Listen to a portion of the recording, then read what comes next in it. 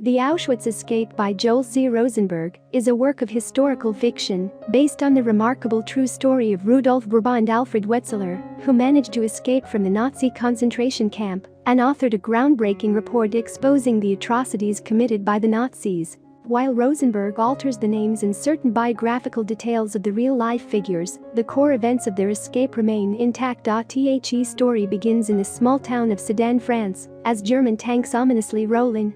Pastor Jean-Luc Leclerc, filled with apprehension, understands that Europe is on the verge of dark and troubling times. Determined to resist the Nazis in their genocidal intentions, he resolves to take action. The narrative then shifts to Jacob Weisz, a teenage non-practicing Jew residing in Germany. As the Nazis rise to power, Jacob's once prosperous family is uprooted, forced into a ghetto, and stripped of their possessions.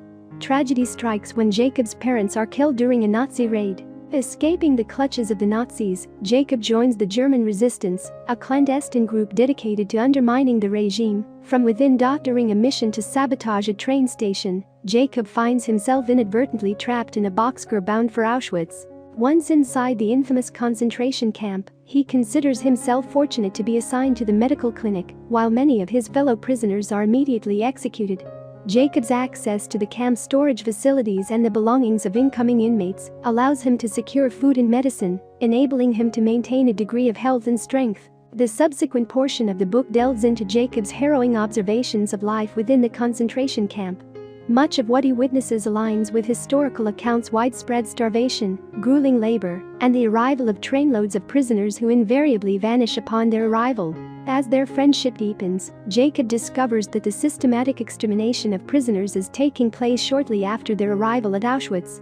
He forms a bond with Jean-Luc, a slightly older individual from a predominantly Protestant town. Despite their different backgrounds, Jacob being culturally Jewish and hailing from a major city, Jean-Luc discloses that he and many others from his village were sent to Auschwitz for aiding and sheltering Jews from the Nazis. United by their circumstances, Jacob and Jean-Luc become unexpected allies. They collaborate on an escape plan while engaging in profound discussions about religion and morality. Jacob, initially puzzled by Jean-Luc's unwavering commitment to assisting Jews as a Christian, learns that Jean-Luc believes it is his duty to expose the true extent of the Nazi genocide to the world, as he is aware that the rest of humanity remains largely unaware of the horrors occurring in Auschwitz. Amidst their preparations, Jacob finds himself drawn to Abby, another worker in the medical clinic who had been part of the resistance alongside him.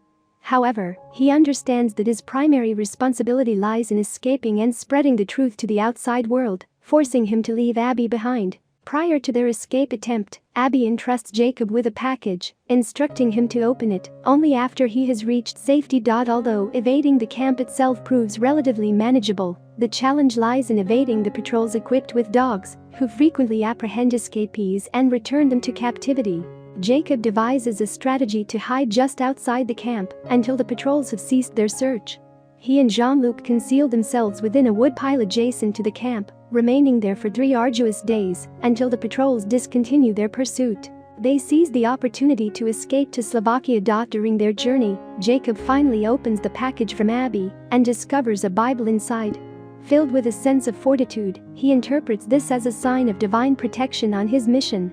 Jacob's transformative journey, coupled with his deepening friendship with Jean-Luc, prompts him to reassess his connection to religion, leading him to regain his belief in God.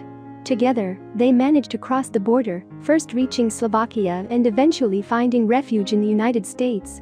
Once there, they meticulously compile a comprehensive report detailing the operations and inner workings of Auschwitz, which they present to the United States government. However, not everyone in the government readily accepts their report.